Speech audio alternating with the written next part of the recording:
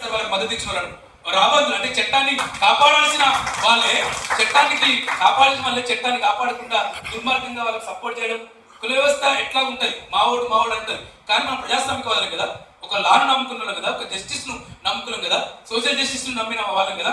కాబట్టి ఈ అసోసియేషన్ కూడా, సిద్దిపేట బార్ అసోసియేషన్ కూడా అటువంటి చర్యలు తీసుకొని చెప్పి కోరుతున్నాం సార్. ఇవాళ అడ్వకేట్లుగా వాళ్ళు ఎక్కువ ఇప్పటికీ చాలా ఎక్కువ పెద్ద ప్రయత్నం చేశారు. బార్ కౌన్సిల్కి వెళ్ళారు, సిపి దగ్గరికి వెళ్ళారు, 12-1 గంటల దాకా నిద్రలు మారారు. మీ అందరికీ అభినందన తెలియజేస్తున్నాను. అసలు సిద్దిపేట తలదించుకోవాలి, ఇప్పటికి చాలా మంది స్పందించలేదు.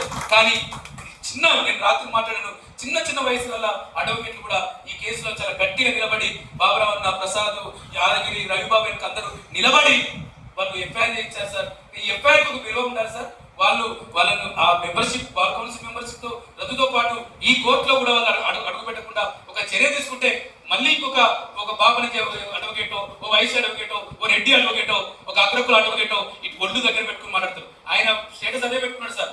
అంటే కుక్కలు కాటేస్తాయి కాబట్టి ర్యాబిట్స్ అంటే కుక్కలతో పోల్చడం, అంటే SC/ST అడ్వకేట్లు కానీ SC/ST జడ్జీలను కుక్కలతో పోల్చడం అనేది ఇంత దుర్మార్గమైన, ఇన్ని సంవత్సరాల తర్వాత కూడా దుర్మార్గం జరగదు సార్. వాళ్ళకు కఠిన చర్యలు పడాలి. మన జిల్లా ముద్దు బిడ్డలు సార్.